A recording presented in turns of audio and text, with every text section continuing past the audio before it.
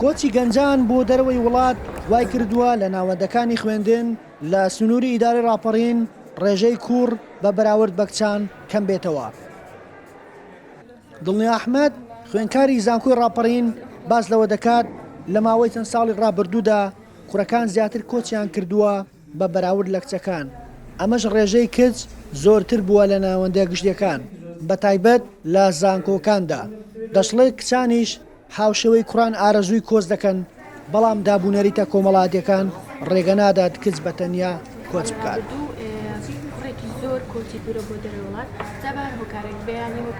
لەو سەدەمی ئێستا ڕێژەیەکی زۆر کوڕ کۆچ دەکات بۆ دەرەوەی وڵات بە هۆکاری ئابووری هێندێکیان تەنها چاولێکەری و هێندێکیشان لە بەرە هۆکاری ئابووری کۆچ دەکەن و هەروەها بە بەرچاوەوەی کە کوڕ کۆچ دەکات کچکەمتر کۆچ دەکات لە بەرەوەی کە دابوونەریتی کۆمەڵگا ڕێگەبەوە نادا کچ بە تەنها کۆچ بکە.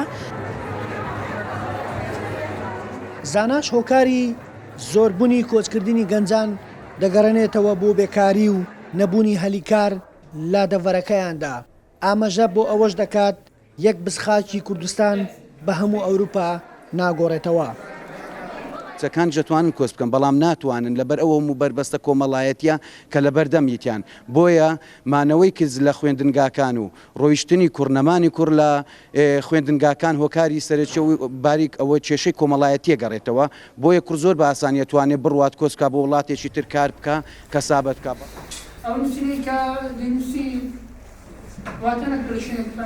دکتۆرێکی زانکۆش باس لەوە دەکات کۆچکردن لایانی باشە و خراپەی هەیە.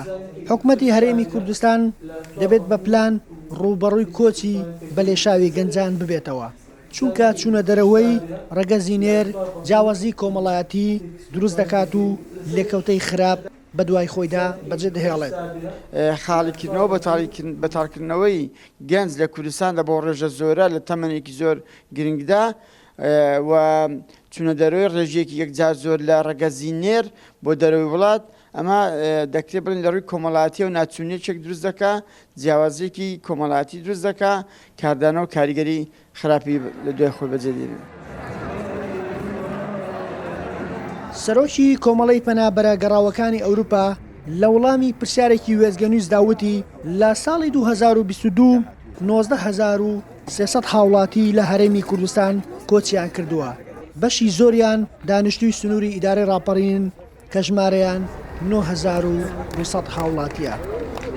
لە کوڕ قوربانیەکان لە 29 قوربانی حوتی بەردەڤەری ڕاپەڕین کەوتەوە. ما پێ دەڵێ کە یەک لەسەر سێ هەم لە ڕووی قوربانی هەم لە ڕووی کۆچەوە بەردەڤەری ڕاپەڕین کەوتووە.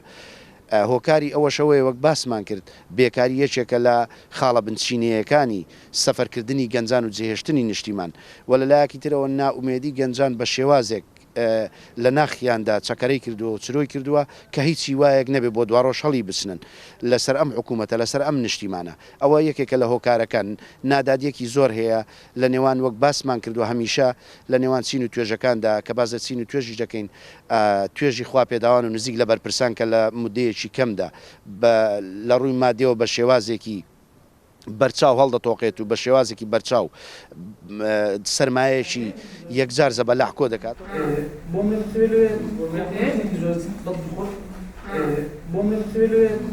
بەپێی ئەو ئامارەی لە تۆماری زانکۆی ڕاپەڕین دەست وێزگەنووس کەوتووە ئەم ساڵ لە زانکۆی ڕاپەڕین 5,368 خوێندکار هەیە.